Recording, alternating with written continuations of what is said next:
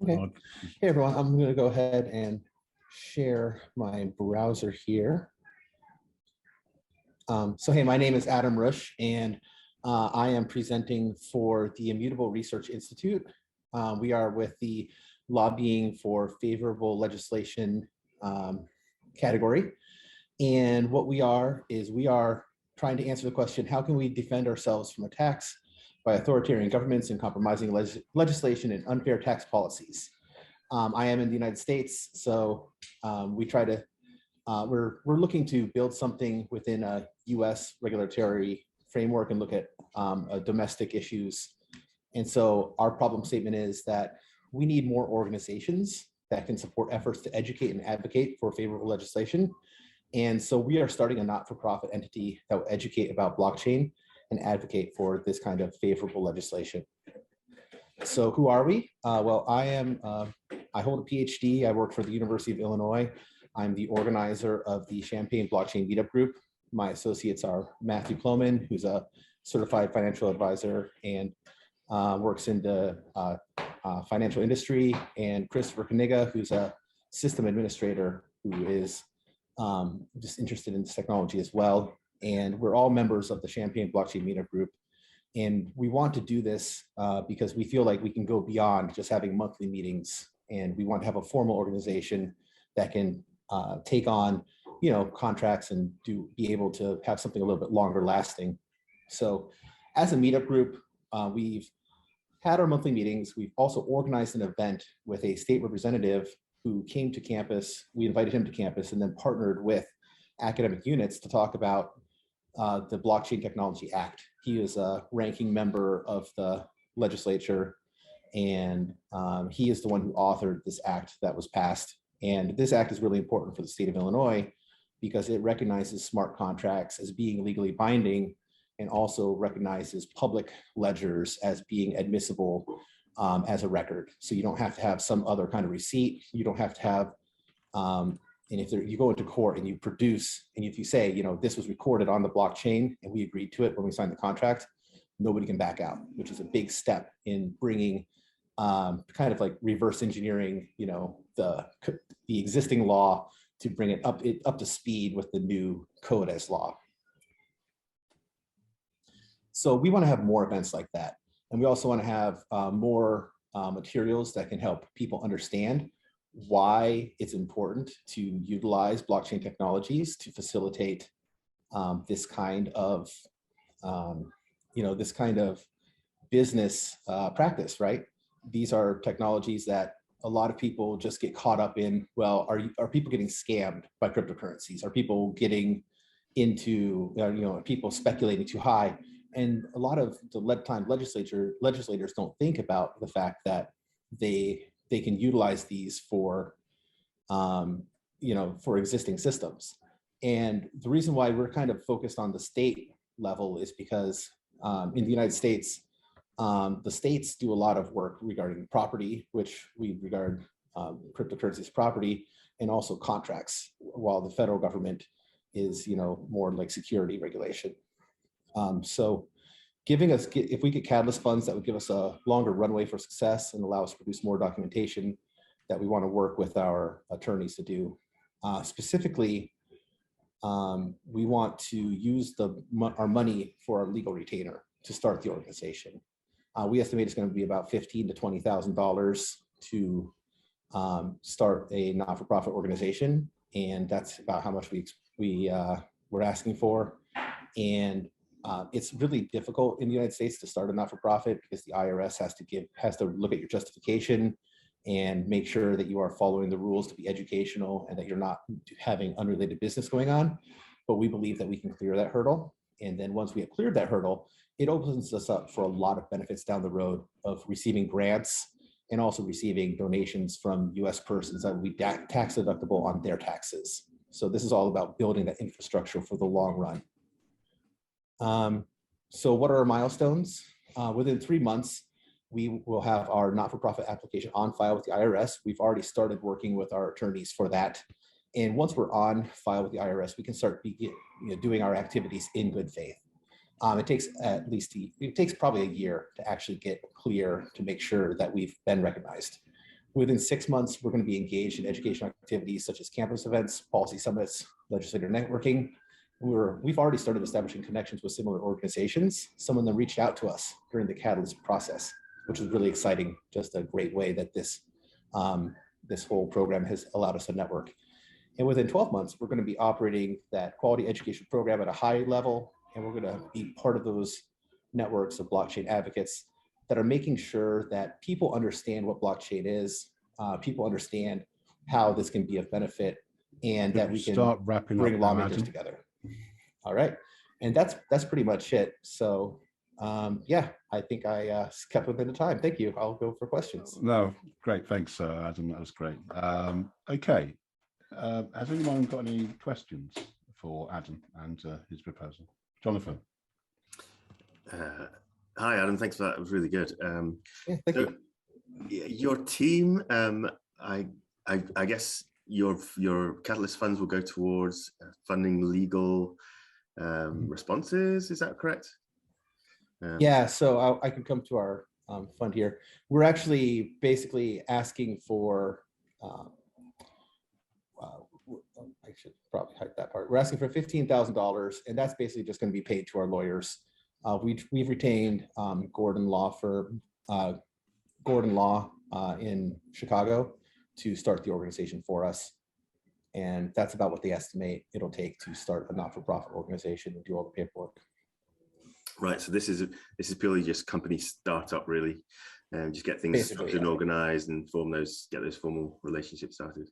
Mm-hmm. And so your team's expertise will just be used in terms of creating the educational materials and getting engaged with any questions that come your way in terms of legislature. Yeah, exactly. And I wanted to make sure to highlight the team to let you know like who you're dealing with and why we want to start the organization. We're not the ones doing the paperwork on the that we're asking for the money for, but obviously we need to have this kind of organization to be engaged in the activities we want to do. Great. And so have you got plans to fund your team as well? How much are you guys getting involved in terms of it going forward? Are you looking for further funding elsewhere? Sure. Yeah, we have no plans at this time of how much money we would be compensated. We're doing this on a volunteer basis right now. We do have the option down the road of if we are receiving a lot of money as an organization that we could pay our directors. So basically the team we are going to be the 3 directors of the not-for-profit. And as board members, directors, we could receive compensation. And if we were putting enough work into the organization, I think we would cross that bridge when we come to it. But we don't have any plans right now to start paying ourselves. We're going to wait and see if we actually transition to having that as like a career thing rather than right now a passion project. Okay, cool. Any other questions from anyone else? Sure. Do Edwin. you have already a concept or an idea how the application will look like, or you say that you want to educate, and how the application will look like? Like, will it be a website, a mobile app, or yeah? Yeah. So honestly, our plan right now is to start with events at the University of Illinois. We want to start with the state government of the state of Illinois and say like, hey, why don't you guys come, and we're going to have some a speaker series. So we'll bring in some speakers to talk about this, and we're going to both put that out. We'll establish a website, of course, and all the social media channels. So when we have speakers come to talk about policy issues and other blockchain issues, we will make that information available to everyone through all available channels. But we want to try to bring people on site to talk about things, whether that be at the University of Illinois in Urbana-Champaign, which is the flagship campus, or have an event in Chicago or Springfield, which is the state capital. So we've talked about things like that. So it's more of, we're going to start off with sort of like policy summits and speaker series, and then from there expand out and have more materials drop as we get those built out and build out sort of our profile of people who affiliate with us. Thank you, Edwin. I'm not too familiar with the American landscape, but is there any specific pieces of legislation that you would like to address in the American context, Adam? Yeah, I think one of the things we want to address is making sure that we continue to have custodianship well recognized in the on the state level. The state of Illinois has also just passed a special depository law where companies can serve as custodians of digital assets. But there's, still things that could be considered for what if regular banks want to do that? Do they have to set up a separate division? Do they have to set up a separate organization to be a special depository? So we'd love to have some people come together and discuss that issue. As a not-for-profit, we would not be taking specific legislation and pushing for that specific legislation, saying this is the legislation that must be passed, that we would not be endorsing specific candidates. What we would be doing is taking a much more holistic look and saying like, hey, let's look at what other states are doing. Let's look at what Wyoming has done. Let's look at what Switzerland has done. And let's understand what kind of options there are out there that could benefit our state. And then not only our state, but the states around us and other states within the United States. And we'll go from there. Thank you, Adam. That's very informative. Scott, you've got your hand up. It's a quick question. It's actually, do you see any risk involved in this as far as setting it up, as far as what your project is? And also, are you looking to reach out to, maybe work with any other associations or organizations that are out there like GBA, or I know there's a couple of other blockchain related associations to assist you, or maybe get your name out there, stuff of that nature? Thank you. Yeah, absolutely. So the risks are that we could start an organization that nobody cares about, and all the money that we spend on getting this endeavor started and getting ourselves established could become basically like wasted money, because we're basically just self-funding right now. And we're going to seek donations. And obviously, if we get donations from people, we want to make sure it's spent wisely. I don't think we would get in any legal trouble, because we're not doing anything that is going to be that would do that. And we would always, we're being very careful about making sure we seek legal counsel when we need to.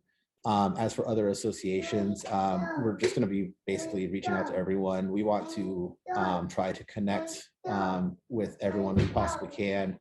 Sort of say, like, hey, what are the networks, and how can we? Sorry, my kids have a little fun. How can we get in your network? How can we be of help to you? And how could you be of help to us? Thank you. Gotcha. Thank you. And don't worry about that. You're university based. Are you going to collaborate on any research projects with the university at all?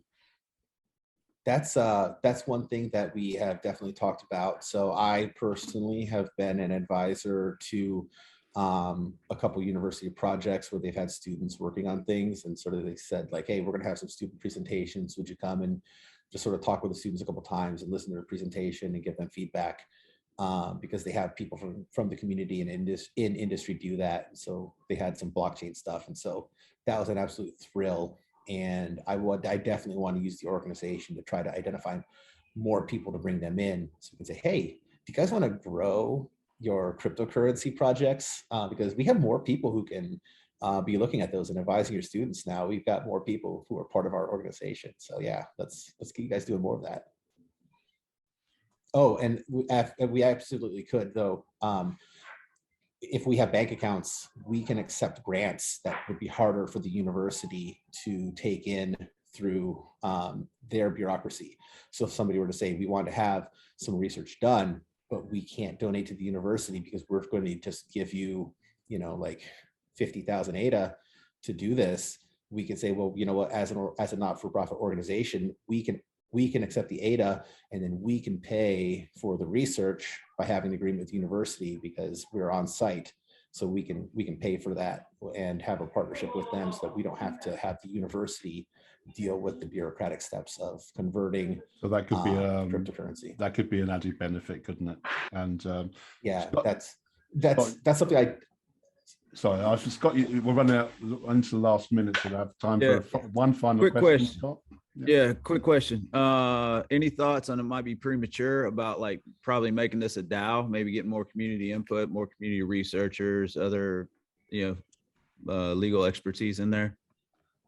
I've actually been chatting with the guys over at ScatDAO via about that. And how do I put this? I don't want to say we're going to become a DAO because I don't feel like it would be right to promise that we're going to turn over governance completely. Now, are there projects where we could give DAO like governance control over to the community? Absolutely. And as we get established, those are some things that we've talked about, but it's not something that I want to sit here right now and promise that we're going to become a DAO. It's more like, as much as we can decentralize the governance, we would like to, and we would like to give the community a big input. We just have to be very careful because as a 501c3 not-for-profit foundation, we have certain responsibilities that we must be held accountable to for the United States government. Okay. And therefore, I have to abide by that first and foremost in order to complete our mission. And after that, we will look at as much as we can do to go forward. Thank you, Adam, for a great presentation and proposal and discussion. So Thank you. thank you. And